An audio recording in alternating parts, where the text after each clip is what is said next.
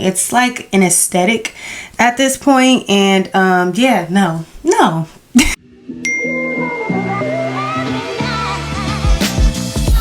Hey y'all, hey, welcome to 4D Podcast. I'm Jay, and I am one out of 4 of the members of 4 Deep. If you're new here, 4D Podcast is where millennials and Gen Z collide, and we get deep into all things adulting, career, and personal growth. So if that's you, stay seated, sis. So this week, I'm going to talk about my journey in self-care and what that looks like for me. Last time, Jada shared her journey on what self-care looks like for her, and we talked a little bit more about that. But now we're going to get into the nitty-gritty of what that looks like for me.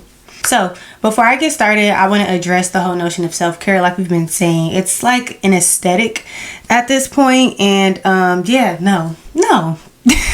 That's just not me, honestly. When it comes to self-care, I try to think of things that are more realistic, because if I get caught in the wake up at this time every morning, make this tea and do this and have I just know.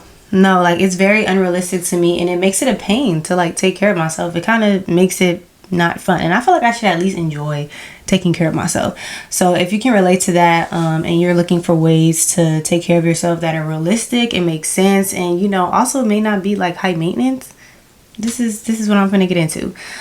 So first things first, I'm gonna share 7 ways that I practice self-care in my daily routine, or not even my daily routine for real, just in what my self-care routine looks like. So first things first, I always make sure I go to sleep at a reasonable time. I'm not really a night owl for real.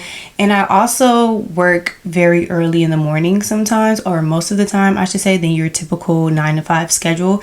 And so if I want to feel confident about my position at my job and foster a good relationship with my coworkers and my managers, I need to be showing up to work on time. And so in order to do that and feel better about, me and my career and stuff, I make sure that I go to bed at a reasonable time. And don't get me wrong, when I was in college and stuff, this was not my normal routine. My sleep routine was all over the place. But once I started this job, I said, okay, I got to get it together. And don't get me wrong, the first few months, it was hard. But once I set some boundaries, figured things out, got my schedule together, it started making more sense. So yeah, going to sleep early is the first way I take care of myself at a reasonable time. It's never like super early, but sometimes it is, because sometimes I just need that. So yeah, that's the first one. The second one is getting my hair done. And I feel like, as Black women, we can all relate. Like getting your hair done it just brings something out of you. I recently just got my hair done a couple of days ago, and when the girls get braids, they going on trips. So that's what's happening here. But yeah, getting my hair done just makes me feel good, whether it be a natural style, whether it be extensions, whether it be wig, weave, whatever. Like, it just makes me feel better. So that's another way that I take care of myself. And sometimes it's really just washing my hair, letting the fro breathe, doing a little twist out, whatever. But getting my hair done in some shape or form makes me feel better about myself, And I don't really have a set routine like, oh, get it done this day, I just try to stay consistent with my washes at least. So yeah, I love doing that. And if you love doing that, I would, make some effort to get it into your routine. And maybe if it's not every month, maybe every 2 months or whatever, that you at least go get it washed by a professional. It's such a good experience, Okay, so yeah, my third one would be going to therapy. So I recently started going to therapy, I would say a couple months ago, and I am now very intentional about doing that and being consistent with it, because it does help. And I know there's a lot of things that I need help on, and I'm transitioning into another part of my life where I'll be moving literally across the country to a place where I've never lived before. I've only lived in California all my life, and so I'm like, yeah, girl, I'm gonna need your help during this transitional time. So I wanted to make sure that I at least got her a few months before doing that, instead of like getting the therapist afterwards. So yeah, and luckily she's virtual, so she ain't going nowhere, God forbid. So yeah, therapy, I love it, and it just makes me feel good. It makes me feel more like I'm really not just taking care of like my outer self and my flesh, but like my mental self, So yeah, I love that part of my routine, honestly. I was supposed to go this past week, but my girl wasn't feeling good, so we had to push it back. But I'm gonna see her in a couple days, for sure. Yeah, so my next way that I love to take care of myself is going to the gym or fitness class. Sometimes the gym is not really my forte, but you know, I feel like going to those dance classes or yoga classes or, you know, Zumba classes is just as good as moving your body. If you work up a sweat, girl, you good. If you sore the next day, you did something.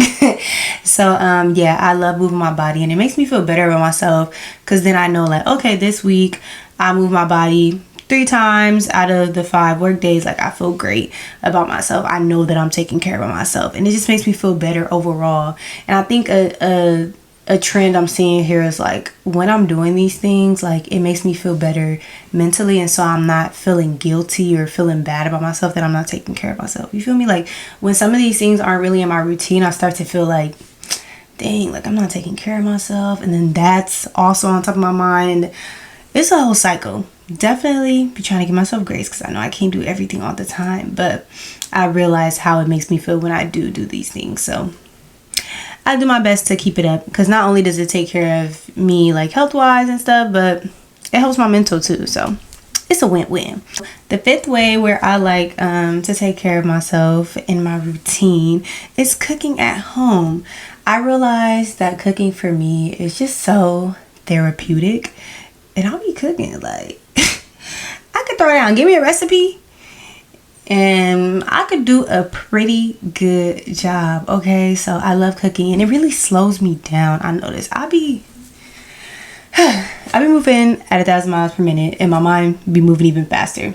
And I'm trying to work. You know, I am working on that. Definitely has slowed down more than I have before, but I will say that cooking is one of those moments where I'm really able to slow down, because you can't rush no food. You gotta be slow. You gotta let it do its thing. You can't rush it, or you're gonna burn it, or you're gonna do something wrong to it, you know. So you really gotta take your time when you cook. And so it really, not only I'm knowing, like, I'm cooking at home, I know what's going in my body, instead of, you know, eating fast food or whatever, but it just helps slow me down, and I love that. So yeah, that's another thing that I really appreciate in my routine, where I take care of myself. Number 6 is getting out of the house, whether that be with friends, family, or traveling. I realized shortly, I think it would probably be like the 1st or 2nd year, or when I just first started working. I work from home, and so I realized, like, I was in the house a lot. Like, if I didn't force myself to go out, like, I would be in the house all day, like for days straight, not leaving the house. And I realized, like, that's not good, you know, for me. That's not healthy. And so getting out of the house, I really appreciate. And I try to do more than just, like, a grocery run, post office run, like hanging out with friends, hanging out with family, and especially traveling. Like, I love a good flight. I love a good flight. So once I started incorporating that into my routine, it just made me feel a lot livelier and also more connected with my loved ones, for sure. Because being in the house all the time wasn't really doing anything for me. You know, definitely there's times where I'm like, I want to be home, and I'm staying home. But yeah, those interactions with friends and family, like, you just literally can't beat that. We could be hanging out at their house, or we could be going out, going to the movies, going out to a little party, day party, flea market, going out to eat, you know, whatever. But yeah, I love that. I love that, and I need that in my routine. And I feel like a lot of us can be able to relate to that. And my last one, my 7th and favorite way of taking care of myself is laying down when my body tells me to. Like, there's literally times where at night I'm just like, it's just not gonna get done tonight. And if you really think about it, a lot of the things that we stress over, that we feel are urgent and our body is telling us is urgent, aren't really urgent. Like, I really have to ask myself, like, girl, is this life or death? No. So it doesn't need to get done. Like, I know certain things have deadlines, for sure, and deadlines help with consistency, and et cetera, et cetera. I honor that. I respect that. But we have to be real. There's certain things in our routine. It's like, girl, like, this can get done tomorrow, or this can be pushed back, or this deadline is not a hard deadline. You just made that up in your head. I have a lot of those moments. So yeah, when your body tells you you need to rest, you're tired, you're exhausted, you need to lay down, girl, lay down. And sometimes you really just need to lay down for like 30 minutes, and then you feel refreshed. So yeah, I love a good lay down. I do. I don't do it too much because, you know, like there are some times I want to lay down. I'm just being lazy. I'm not even really tired. I'm just being lazy. But sometimes I genuinely do just need to lay down and rest. So if you're like me, busybody, I know your body be telling you, lay down, take a seat. So listen, Linda, listen. So yeah, those are the ways and the things that are in my self-care routine. I truly do appreciate and value them. And I'm interested in hearing, like, if you do the same thing, or if anybody you know does the same thing and you've seen how it's, you know, helped them out. But also, like, what do you do when it comes to like self-care, and what does that mean to you? And also, like, do you feel the same way about like the whole like aesthetic self-care thing? Have you tried it? Is it realistic? Because me personally, I just feel like, you know, there's some things, you know, I could see like, okay, cleaning up my room, you know, cooking a meal, yes, but sometimes they just go too far, and it's just too like, it's too strict. It's too strict. So yeah, if you have any similar sentiments, let me know in the comments, because I could chat about it all day.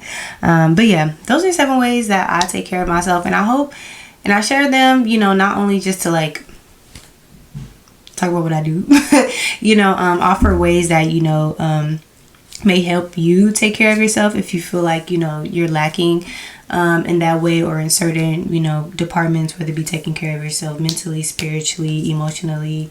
And also, I didn't mention talking to God, going to church. For sure. That's every day, baby.